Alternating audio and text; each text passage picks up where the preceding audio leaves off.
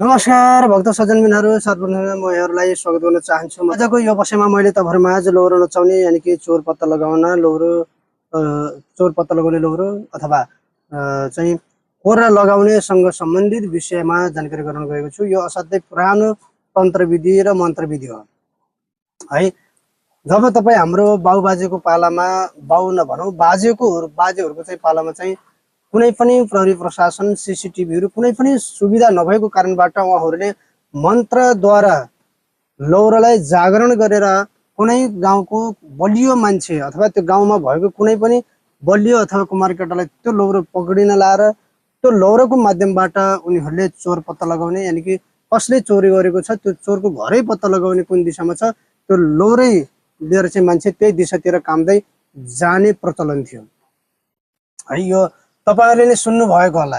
यो असाध्यै पुरानो विधि जुन कुरालाई हामीले मनन गर्न पर्ने अवस्था आउँछ, यो असाध्यै रूपमा चाहिँ हामीले यसलाई प्रयोग गर्न पर्ने हुन्छ है।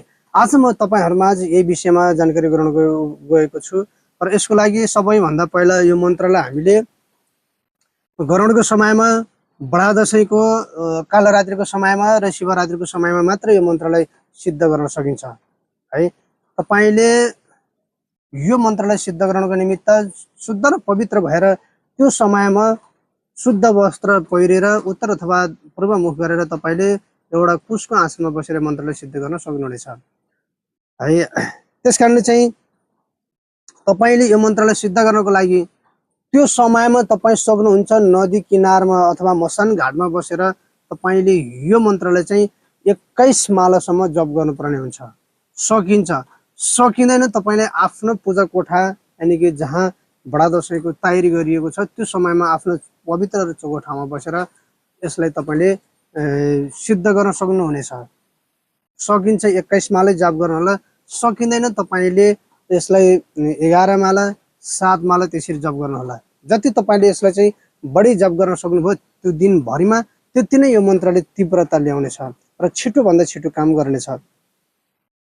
त्यसको लागि हामीलाई के चाहियो त भन्दा एउटा उत्तिस अथवा बाँस यानी कि बेतको लौरो चाहियो, शुद्ध र पवित्र लौरो।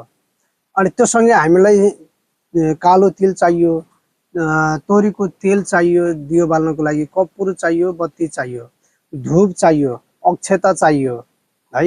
यी सामग्रीहरू हामीले जम्मा गर्नुपर्ने हुन्छ। रातो अथवा पहेँलो कपडाको टुक्रा चाहियो। यी सबै सामग्री हामीले चाहिँ पत्ता प्रयोग गर्न पर्ने हुन्छ, सामग्रीहरू चाहिन पर्ने हुन्छ। जब तपाईले यसलाई चाहिँ सिद्ध गर्नुभयो, मन्त्रलाई सिद्ध गरेर राख्नुभयो त्यो समयमा र तपाईले जब कोर्रा लगाउने समय हुन्छ तपाईको सामान जसले चोरेर लगेको हुन्छ त्यो चोर पत्ता लगाउनको लागि उसको घरै पत्ता लगाउनको लागि चाहिँ तपाईले त्यो जुन रातो अथवा पहेँलो कपडा छ यो लौरा भयो त्यो लौराको माथि यसरी बान्नु होला। बानिसके पछाडि तपाईले के गर्ने त त्यहाँ तपाईले कपुर बाल्नुभयो, धूप बाल्नुभयो, दियो बाल्नुभयो है। त्यो धूप बत्ती दियो बालेको ठाउँमा तपाईले त्यो लौरो राख्नु होला र त्यो लौरोलाई तपाईले के गर्नु होला भन्दा त्यो जुन अक्षता छ त्यो अक्षतालाई पनि तपाईले यही मन्त्रद्वारा म तपाईलाई मन्त्र लास्टमा दिनेछु। त्यो मन्त्र तपाईले जब सिद्ध गर्नुभयो त्यो मन्त्रद्वारा तपाईले 21 पटक त्यो अक्षतालाई अभिमन्त्रित गर्नु होला। एक पटक मन्त्र उच्चारण गर्नु होला, एक फुक त्यो अक्षता मार्नु होला र एक फुक लौरोमा मार्नु होला है। र एवं रीतिले तपाईले 21 पटक मन्त्र उच्चारण गर्दै 21 फुक लौरोमा र 21 फुक अक्षता मार्नु होला र त्यो बलियो मान्छेलाई समाउन लाएर तपाईले त्यो लौरोलाई चाहिँ अक्षताले हान्दिनु होला। अक्षताले हान्दिसकेपछि लौरोमा कम्पन आउन थाल्छ र जसले समाएको छ जो कोर्रा लगाउने व्यक्ति छ त्यसलाई पनि तपाईले मन्त्रद्वारा अभिमन्त्रित गर्नुपर्ने हुन्छ। त्यो व्यक्तिलाई पनि तपाईले मन्त्र गर्नुपर्ने हुन्छ 21 पटक। तपाईले त्यसरी अभिमन्त्रित गरिसकेपछि त्यो व्यक्तिलाई पनि तपाईले फुक्दिसकेपछि के हुन्छ त्यो लौरोको र त्यो व्यक्तिको शक्ति एकजुट हुन्छ र लौरो लिएर त्यो व्यक्ति काप्दै जसले चोरी गरेको छ त्यो घरमा जान्छ र त्यसरी चोर पत्ता लगाइन्छ। हिजोको समयमा यो असाध्यै राम्रो कुरा हो।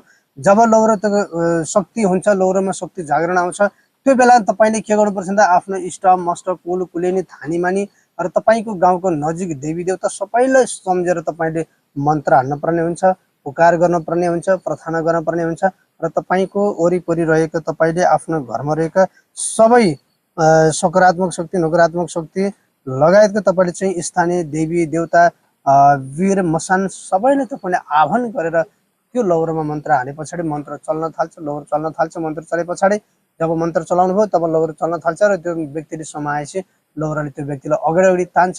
एवं रीतबाट हामीले त्यो लौरोद्वारा र यो मन्त्रद्वारा हामीले कुनै पनि व्यक्तिको चोरी भएको सामग्री पत्ता लगाउन सक्छौँ। उसको घरै समेत पत्ता लगाउँछ है। त्यो लौरो चाहिँ त्यस्तो शक्तिशाली हुन्छ जसले चोरेको छ त्यो चोरी गर्ने व्यक्तिको घरमै जान्छ, लौरो लिएर जान्छ। यसलाई कोर्रा लगाउने अथवा कोर्रा हान्ने पनि भनिन्छ।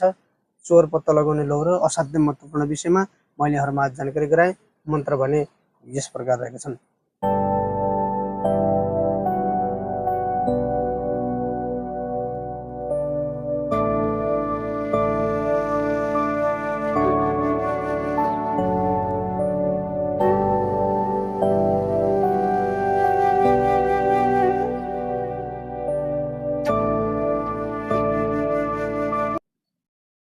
पक्कै पनि यहाँहरूले मन्त्र देखिसक्नु भएको छ। मन्त्रमा तपाईँले मैले भने बमोजिम शुद्ध र पवित्र भावले टिप्नु होला र तपाईँले मैले अगाडि बताए बमोजिम सिद्ध गर्नु होला र प्रयोग विधि पनि त्यसरी गर्नु होला। यदि तपाईँहरूको माझमा लोप भएर गएको तन्त्र मन्त्र यन्त्र तपाईँहरूको माझमा मैले ल्याउने छु। र यदि तपाईँलाई आफूलाई एक्लै हेर्न मन लाग्दैन भने तपाईँले यो भिडियोलाई सेयर गरेर तपाईँको साथी माझ पनि पुर्याइदिनु होला कि तपाईँको साथीले पनि तपाईँले जस्तै ज्ञान आर्जन गर्न सकोस्। ज्ञान जति तपाईँले अरूलाई बाँड्नुहुन्छ नि त्यति नै ज्ञान तपाईँलाई परमात्माले दिइरहनुहुन्छ। त्यस कारणले ज्ञान सेयर गर्न नबिर्सनु होला भन्दै यहाँहरूमा आज उजेल भन्न चाहन्छु।